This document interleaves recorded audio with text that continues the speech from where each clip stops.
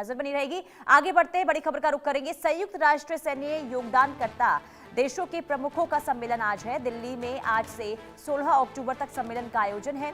भारतीय सेना सम्मेलन की मेजबानी के लिए पूरी तरीके से तैयार है। सम्मेलन में 32 देशों के वरिष्ठ सैन्य प्रमुख हिस्सा लेंगे।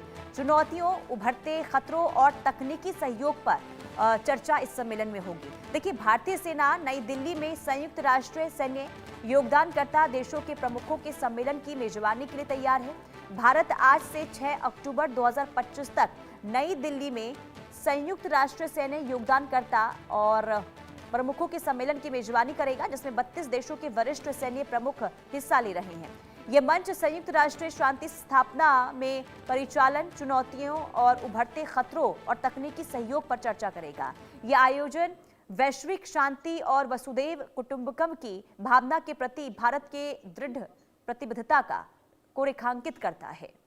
तो आज से 16 अक्टूबर तक इस सम्मेलन का आयोजन, और इसमें देखिए उभरते खतरों से कैसे निपटा जाए, चुनौतियों से कैसे आगे बढ़ा जाए, इसे लेकर चर्चा होगी। आदित्य वधावन हमारे संवाददाता तमाम जानकारी के साथ जुड़ चुके हैं। आदित्य, आज से दिल्ली में विशेष आयोजन होने जा रहा है, जिसमें 32 देशों के सैन्य प्रमुख शामिल होंगे। इससे लेकर पूरी जानकारी दे, क्या चर्चा इस सम्मेलन में होगी?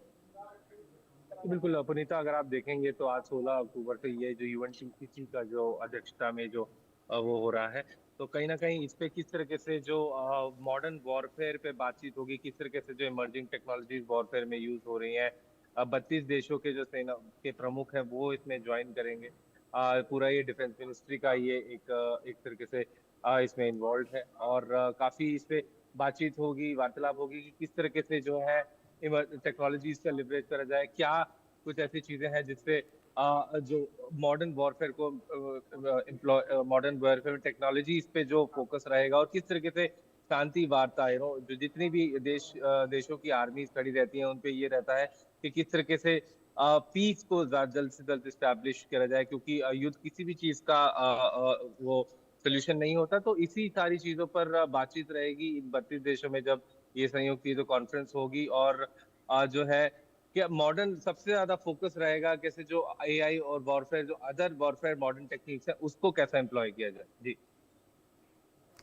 बिल्कुल आदित्य, और आदित्य जरा ये भी बताइए, क्योंकि देखिए अगर भारत में इस तरीके का सम्मेलन होता है जिसमें 32 देशों के सैन्य प्रमुख अगर शामिल होते हैं, तो ये क्या बताता है और किस तरीके से देखिए भारत की क्या माने कि भारत जिस तरीके से इंटरनेशनल प्लेटफॉर्म पर उभरता हुआ नजर आ रहा है, इसकी कहीं ना कहीं तस्वीर आज दिल्ली में देखने को मिलेगी।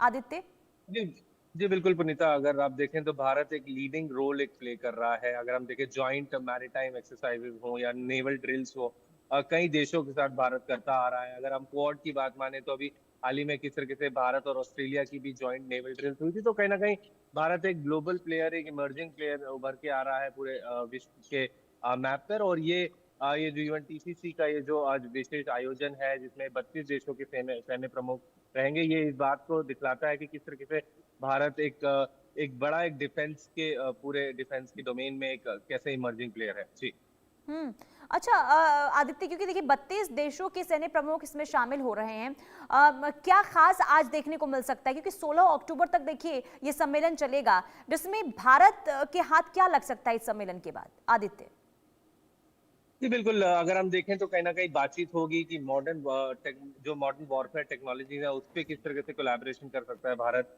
क्योंकि 32 देशों के सैन्य प्रमुख होंगे।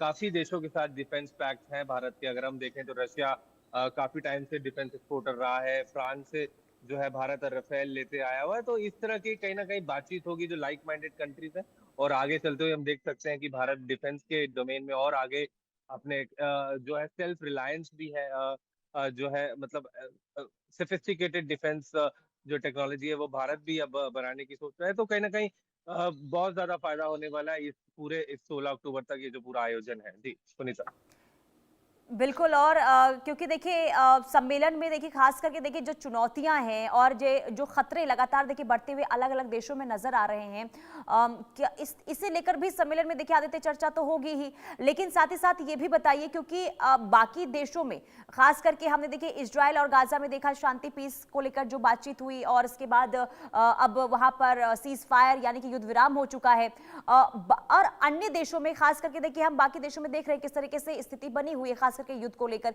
क्या उसे लेकर माना जाए इसमें चर्चा होगी?